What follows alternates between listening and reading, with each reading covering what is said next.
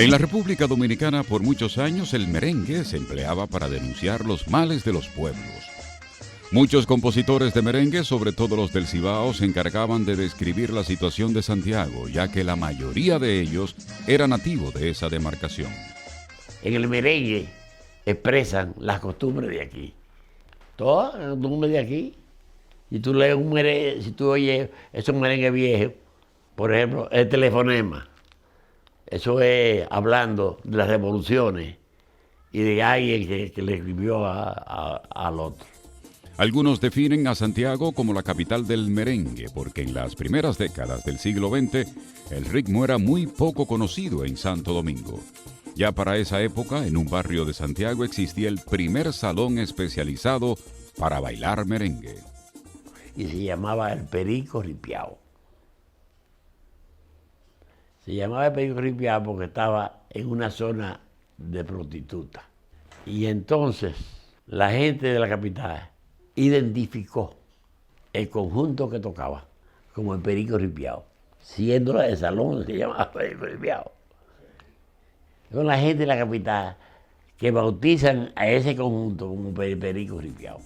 Desde entonces, el merengue típico comenzó a conocerse en el país como el Perico Ripiao, pero no se tocaba en el centro de la ciudad de Santiago, solo en algunos barrios, en las galleras y en los campos.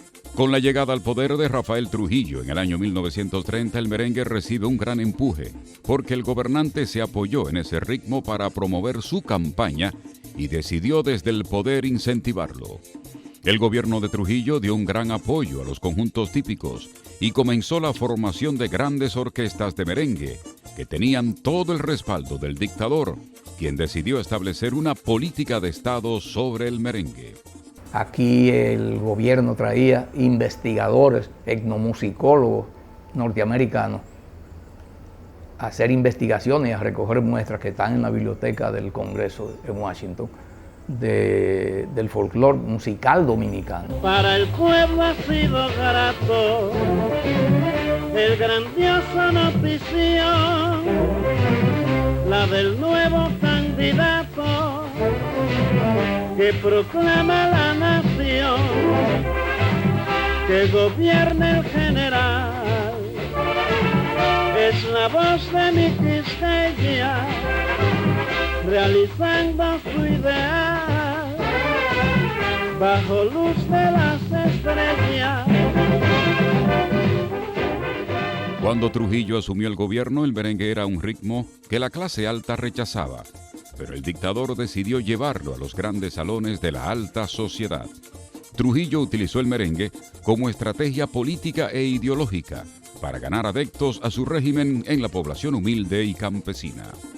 El dictador pagaba a los conjuntos típicos y compositores que hacían temas realzando su persona y abrió un espacio para la música típica en La Voz Dominicana, en donde tuvo un papel destacado el Trío Reynoso, que era un conjunto de un campo de La Vega. Entonces el merengue adquirió una fuerza y una penetración enorme cuando Trujillo. Él fue propulsor del merengue, pero al mismo tiempo fue victimario del merengue. Así es que yo lo defino como un gran propulsor y un gran victimario del merengue, porque como todo, él lo ponía al servicio de su tiranía sangrienta y de su personalidad megalómana y retorcida. Ese merengue que él promovió era para promoverse a sí mismo. Mientras Trujillo fue presidente de la República, la producción de merengues giraba en torno al sátrapa y tenía orquestas que amenizaban fiestas exclusivas para el dictador, como es el caso de la Superorquesta San José, de la que formaban parte los mejores músicos y cantantes de la época.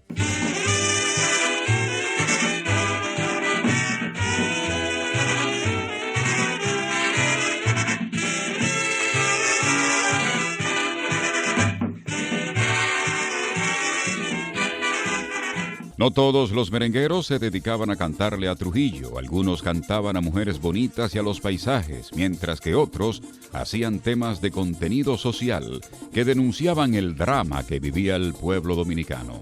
Tal fue el caso del tema La Miseria, escrito por el compositor puertoplateño Félix López.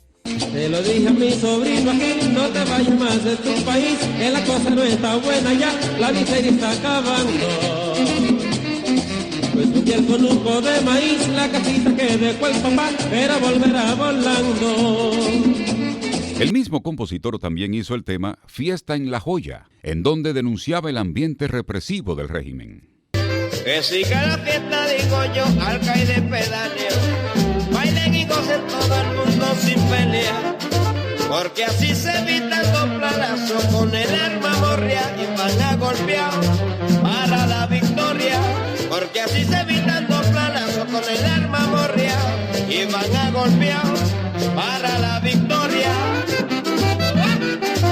Otro tema que no se podía cantar era Desiderio Arias, porque este resaltaba a un hombre que precisamente fue asesinado durante ese gobierno.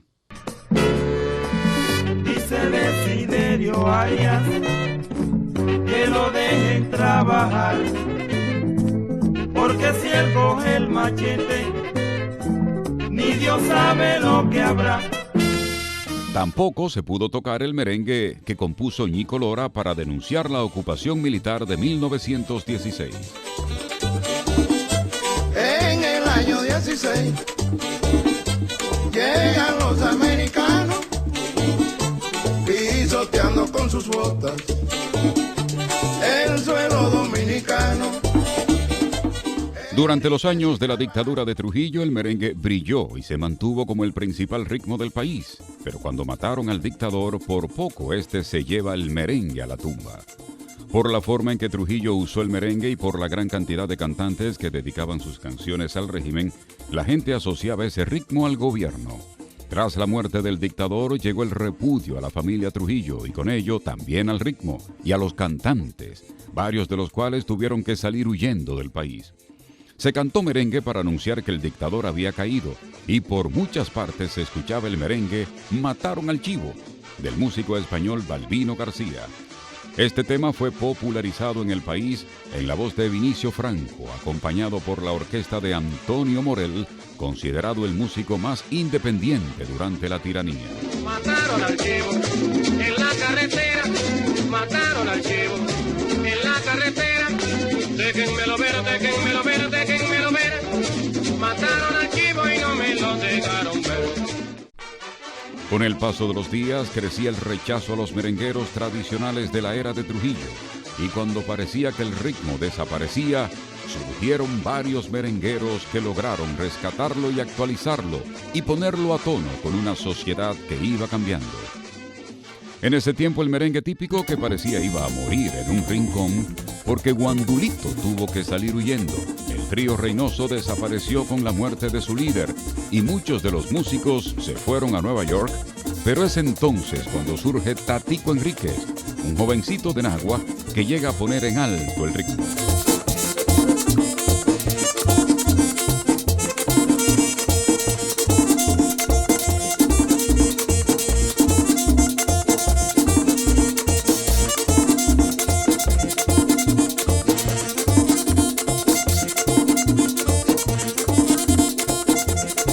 Con el resurgimiento del ritmo se suman jóvenes como el caso de Johnny Ventura y reaparecen otros exponentes como es el caso de la orquesta de Félix del Rosario y Joseito Mateo, quien fue perseguido por sus canciones de alabanzas a la dictadura y como pudo salió corriendo a Puerto Rico.